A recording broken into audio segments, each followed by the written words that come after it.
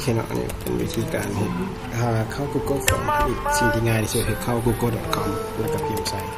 Google Form มันจะนำเราเห็นลิงก์ต่างๆที่ว่าเกิดขึ้นเขาก็สามารถGoogle Form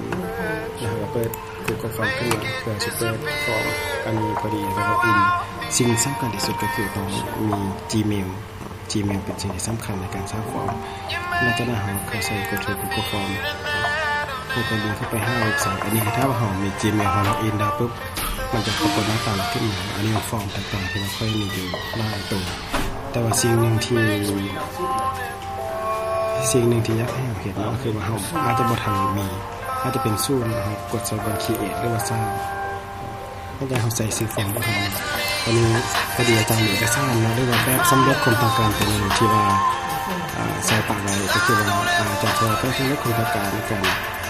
หัวมาได้ในการจะเป็นอีกอันนึงและสำคัญICT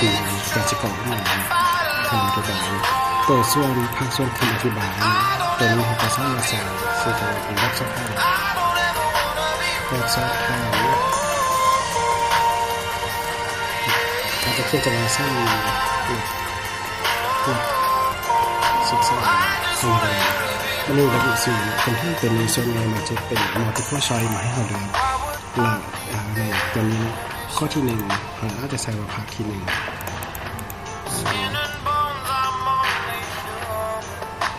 ภาคที่1เป็นภาคตัวไปก็จะมีการเรียกเพลงหรือว่า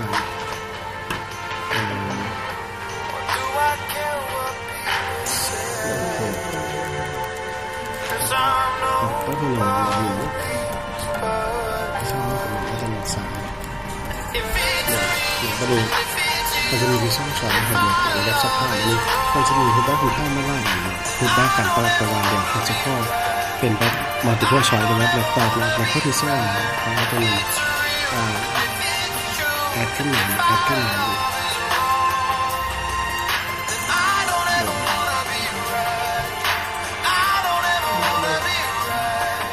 ข้อที่2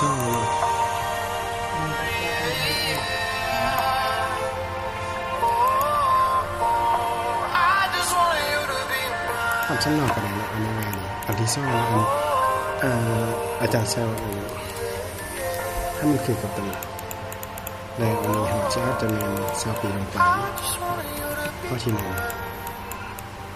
เพื่อนข้อที่2มัน21 ปี55 ปีบทยางการเฮ็ด Google Form อันที่3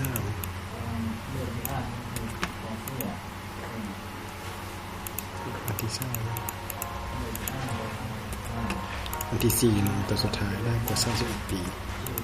วันนี้แล้วก่อนนี้ที่เขามีเอกสารเดิมๆมันก็สิงานได้แล้วเขาจะเพิ่มเขาก็สามารถเพิ่มปุ๊บอันนี้มีข้อใหม่อันนี้เมื่อกี้เป็นในรูปแบบกันเฮ็ดจำเนาลงมากันแล้วในส่วนที่เขายักแยกเป็นส่วนกันคันถ้าว่าก่อนนี้เขายักแยกเป็นส่วนแต่ถึงนี้ให้เราเปลี่ยนอันที่1เขาอาจจะใส่ว่าภาคที่1หรือว่าเป็นอะไรก็ไปใส่เขาจะจังซี่ได้ก็ได้แล้วก็นี่ภาคที่2สิยกตัวอย่างให้เบิ่งว่าภาคที่2นะครับที่เอาเป็นคนต้องการทางด้านโอเค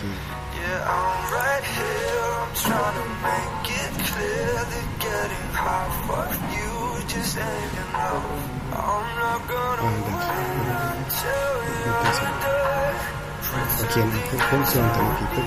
มันจะตัดเซกชันให้เราทันทีอันนี้มีจากส่วนที่เป็นภาคส่วนของแต่ว่าโดยทั่วไปคันถ้าว่าบ่อยากให้มันบางๆเนาะเขาจะสิบ่เพิ่มส่วนจังซี่ก็ได้ก็คือว่าเฮ็ดให้มันเป็นเรียงข้อกันลงมาก็ได้เพิ่มส่วนปุ๊บจังซี่มันสิเป็นส่วนที่1อันนี้เป็นส่วนที่2เราบ่ทันได้ใส่แล้วก็ส่วนที่3แล้วก็อันนี้คือถ้าเราเฮ็ดจังซี่ตัวที่2เฮาสิอยู่ทางถึงแต่ว่าอันนี้บ่แนะนำก็คือว่าใส่ปกติก็สิดีที่สุดอันนี้เราจะสามารถแอดเข้ามาเป็นมันมีคำถามข้อต่อไปเนาะอาจารย์จะใช้ว่าในรายวิชาพื้นฐานหรือว่าแต่เพิ่มส่วนกันดี ดีมันว่ามันจะสร้างเที่ยงตัวถึงก็คือว่าจะสร้าง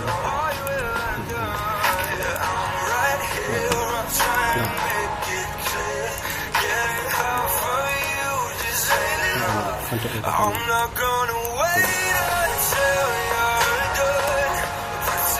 อันนี้นะเราใช้คำอธิบายใช่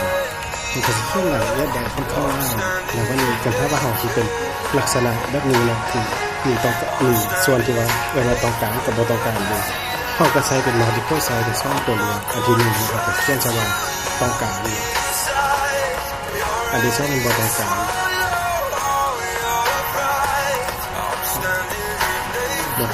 เขาใส่คำท่าเนี่ยก็เป็นหนึ่งคำท่ากับแว่นเนี่ยมีส่วนเนื้อห้าคำท่าเนี่ยเป็นลักษณะที่การแล้วก็การสร้างที่หนึ่งของใช้การว่าการสร้างและใส่เป็นคนซับคอน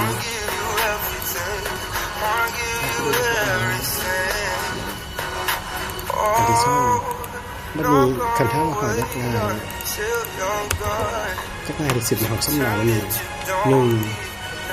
2 3 4 5เนาะเอาไปต่ออีกเป็น4ตัวหนึ่งนี่1กับเมื่อกี้ครับที่เราไป3 4แล้วก็5อันนี้เอาไปเขียนใช่อันที่2มันสำนักอันที่1ของเราเขียนซอฟต์แวร์อันที่2มันบริเวณคนที่เขาเป็นลักษณะอันที่3ของเป็นลักษณะอันที่สร้างเป็นลักษณะอันที่สี่การออกแบบ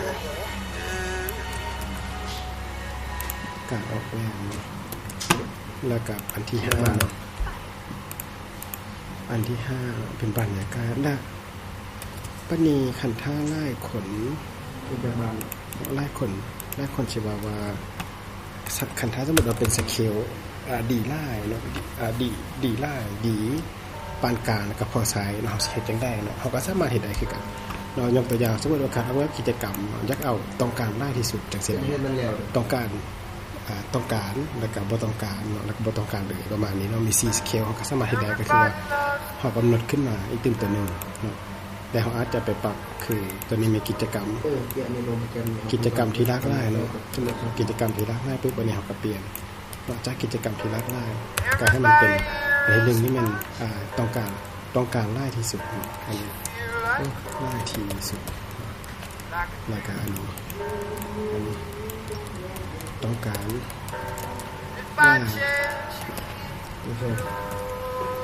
ตัวต่อมามันต้องการปานกลางอันนี้ตัวสุดท้ายมันบ่ต้องการ